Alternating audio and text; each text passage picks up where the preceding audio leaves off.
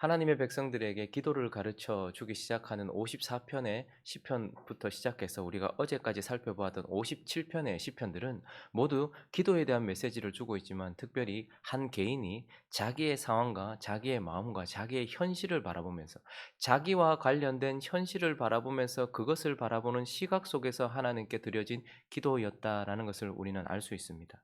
그런데 오늘 우리가 지금 살펴보고 있는 이 시편 58편은 그가 자신의 개인의 상황을 바라보고 있다라기보다는 더 넓은 곳을 바라보면서 이 사회 전체, 사회적 구조, 이 사회에 대하여서, 그리고 이 사회를 통치하는 통치자들에 대하여서 바라보면서 그것들을 향하여 지금 선포하면서 시작하고 있는 것을 보게 됩니다. 오늘 본문 1절과 2절을 다시 한번 읽어 볼까요? 1절과 2절을 읽어 보겠습니다. 시작. 통치자들아 너희가 정의를 말해야 하거늘 어찌 잠잠하냐. 인자들아 너희가 올바르게 판결해야 하거늘 어찌 잠잠하냐. 아직도 너희가 중심에 악을 행하며 땅에서 너희 손으로 폭력을 달아주는도다. 하나님께서는 이 땅을 창조하시고 이 땅을 사람을 통하여 다스리도록 하셨습니다. 그리고 이 땅에 있는 사람들의 사회를 하나님은 통치하시되, 하나님께서 세우신 지도자들을 통하여, 통치자들을 통하여, 위정자들을 통하여서 공의와 정의로 통치하십니다. 그러니 이 땅은 사람이 통치하고, 사람들의 사회, 사람들의 모임은 특별히 하나님께서 세우신 사람, 통치자들, 위정자들을 통하여서 하나님께서 그들을 통해 하나님의 공의와 정의로, 그래서 모든 권세는 하나님으로부터 납니다. 그들이 우리보다 뛰어나거나 누구보다 나아서라기보다는 하나님이 그들이 선택하셨기 때문에 그들은 기름 부음 받을 중에 하나인 것이죠. 하나님은 어떤 모임이든지 가정도 머리를 두고 계십니다. 그리고 교회도 머리가 예수 그리스도고, 그리고 지도자들을 두고 계시죠. 중직들을 두고 계시고 다스리는 자들을 두고 계십니다. 그리고 사회에도 통치자들을 두고 계시는 것입니다. 그래서 그 통치자들을 통하여서 하나님의 공의와 정의로 하나님이 통치하시는 것입니다. 그런데 오늘 본문은 지금 이제 개인의 상황을 바라보는 그런 기도가 아니라, 하나님께서 세워놓으신 질서 속에 하나님이 공의와 정의를 위하여 세우신 통치자들이 정의를 말해야 하는데 잠잠하고, 올바르게 판결해야 되는데 그들이 잠잠하면서 악을 행하고 폭력을 달아주면서 이 사회 전체가 하나님이 세워놓으신 그 법과 질서를 버리고, 공의와 정의를 버리고 사회적인 구조 속에서 전체가 악으로 치닫고 있다는 것을, 그래서 그 사회가 공의와 정의를 잃어버린 것을 말해주고 있는 것을 보게 됩니다. 그래서 우리는 이런 사회를 바라보면서 크게 두 가지 부류의 반응을 보게 됩니다. 다윗이 살았던 이 시대에도 다윗은 자기의 시대에 통치자들을 바라보고 사회 전체의 구조를 바라보면서 이렇게 탄식하듯 기도를 시작했던 것처럼, 21세기를 살고 있는 우리도 지금 우리의 사회 속에도 하나님께서는 여전히 같은 방법으로 통치자들과 위정자들을 세우셔서 그들을 통해서 보게 하시는데, 그러나 그들이 정의를 버리고 공의를 버린 이 사회 전체의 구조 속에 악이 가득하고 공의와 정의가 부재하는 이런 상황 속에서 크게 두 부류의 반응을 보게 됩니다. 먼저는 그런 사람들을 향하여서 비판하고 독설을 퍼부으며 정죄하며 욕을 하는 부류들이죠. 통치자들이 제대로 된 통치를 하지 않는다, 국민을 살피지 않는다라는 것을 보면서 그들을 향하여 독설을 퍼붓고 비난하고 정죄하는 부류. 우리가 그런 부류에 속하지 않겠습니까? 또 크게 또 다른 한 부류는 무관심입니다. 그들에 대하여서 원래 사회는 늘 그랬어. 고대나 지금이나 늘 통치자들은 부패했었고 더러웠고 자기의 이익만을 추구했고 공의와 정의는 버렸었지. 그러니 자기와 관련이 없으면 거기에 대하여 더 이상 관심을 가지지 않고 어떻게 되든 상관없이 그 사회 전체에 대한 구조에 대해서, 악에 대해서 무관심한 그런 반응을 보이기도 합니다.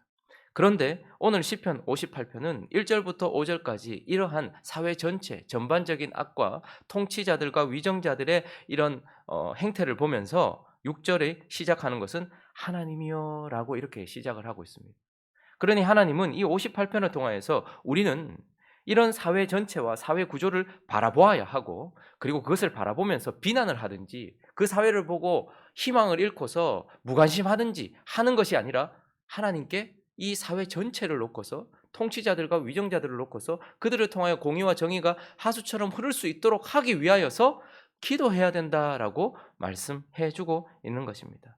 자, 그래서 우리는 오늘 이 시편 58편을 통하여서 그러면 우리는 나 개인을 넘어선 이 사회 전체를 그리고 사회 구조 전체를 바라보면서 어떻게 기도해야 되는가 몇 가지 교훈을 살피겠습니다. 첫 번째는요. 악에 대해서 기도해야 된다라고 하나님은 우리에게 말씀해 주고 있습니다. 자, 6절 한번 읽어 볼까요? 6절 읽어 보겠습니다. 시작. 하나님이여 그들의 입에서 이를 꺾으소서.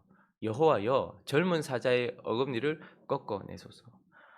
기도를 시작하고 있는 것을 보게 되죠. 비난이나 정죄나 독설로 그치거나 무관심으로 끝나는 것이 아니라 하나님의 사람은 이런 사회와 사회적 구조를 보면서 기도를 시작합니다. 그런데 먼저 어떤 기도를 하고 있습니까? 그 악과 악인들에 대하여 먼저 이렇게 말합니다. 그들의 입에서 이를 꺾으소서. 이는 공의와 정의를 행해야 되는 그들이 부패하고 썩어서 죄악된 길로 걸어가는 수단들을 말하는 것이겠죠. 그리고 젊은 사자와 같이 힘을 가지고 있는 그들이 권세를 가지고 있는 그들이 그렇게 하나님의 정의와 공의를 행하지 아니하는 수단들 어금니를 꺾어내시며라고 말하고 있습니다. 그래서 우리는 이 악한 자들과 악인들이 쓰는 도구들이 꺾여지도록 7절도 읽어볼까요?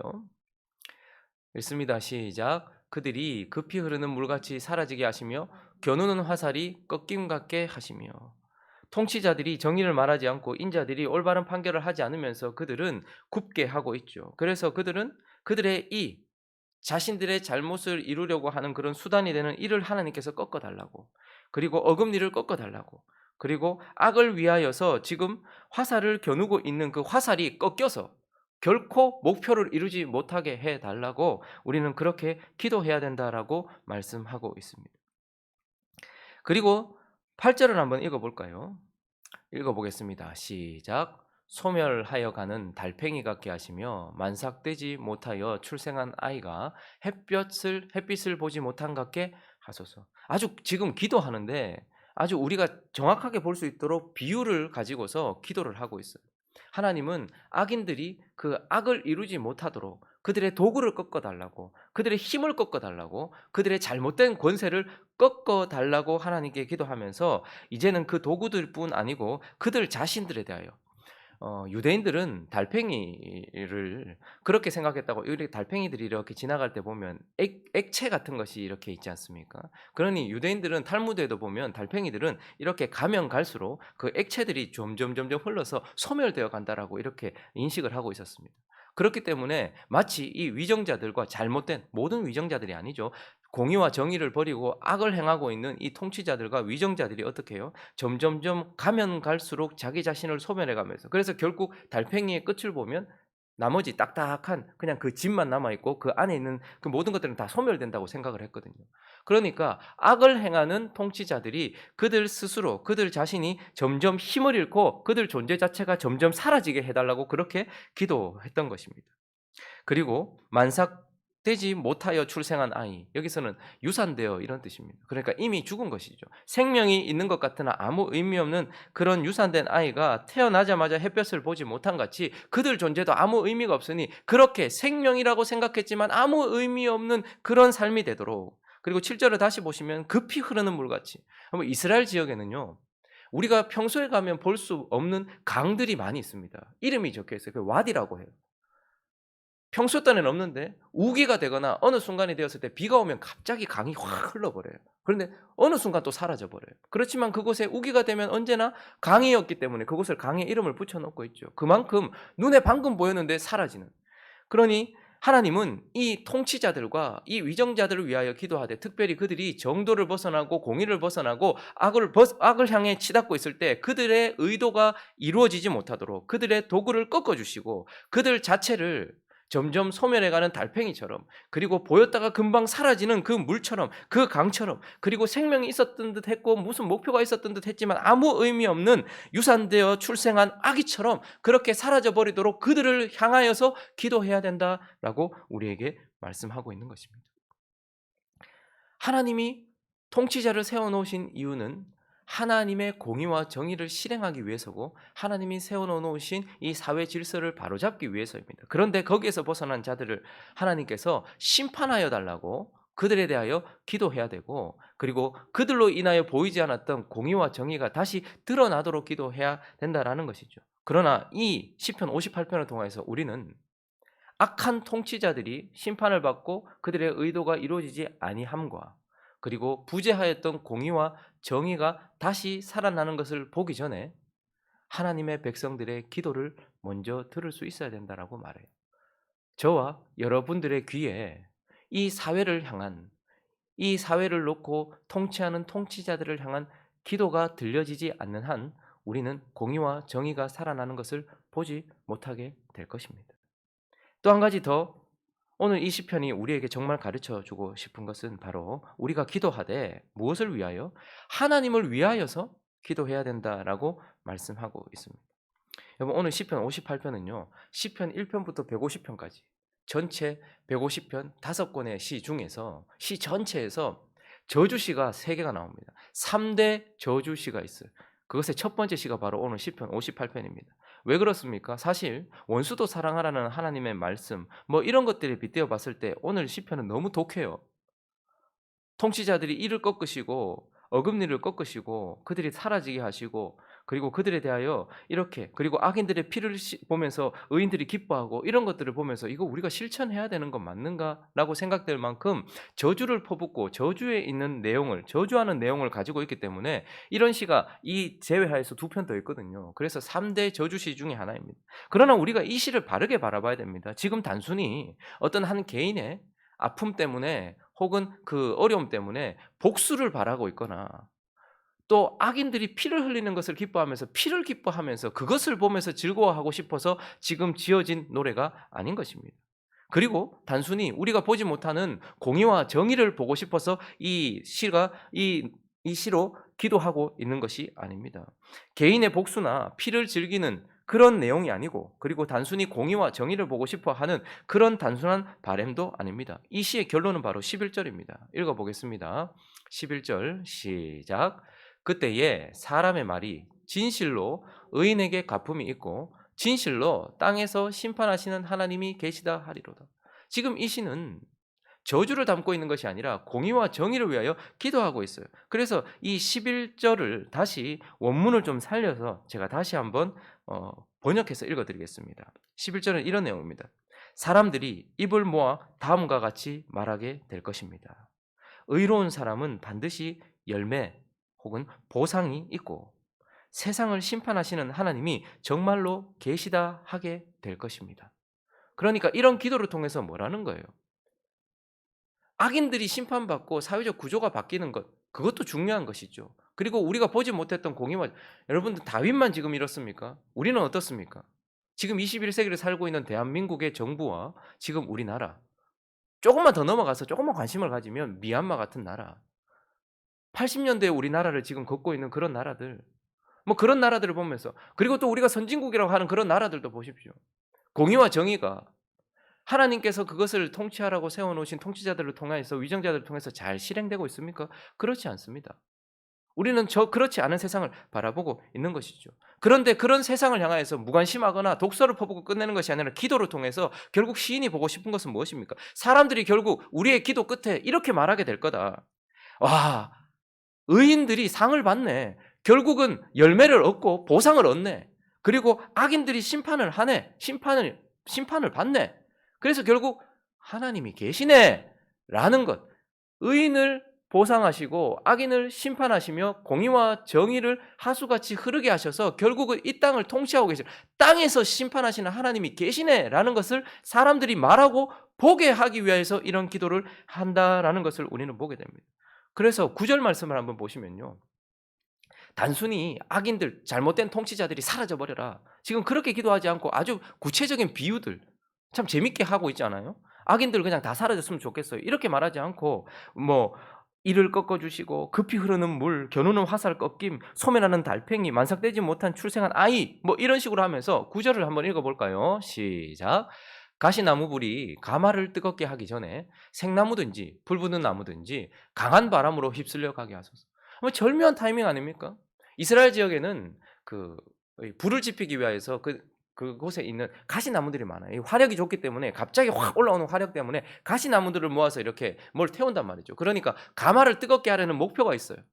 가마를 뜨겁게 하려는 목표가 있는데 그걸 위해서 가시나무들을 모았겠죠. 수고했겠죠. 그래서 불을 붙였어요. 그래서 가마가 타고 있어요. 와, 그 악인들의 그 목표가 이루어질려나 보다 싶었는데 그렇게 뜨겁게 하기 전 다 된 것 같았는데 생나무든지 불 붙은 나무든지 어떻게 해요? 갑자기 강한 바람이 뭐 팔레스타인 지역에는 그렇게 갑자기 돌풍이 불기도 하니까요.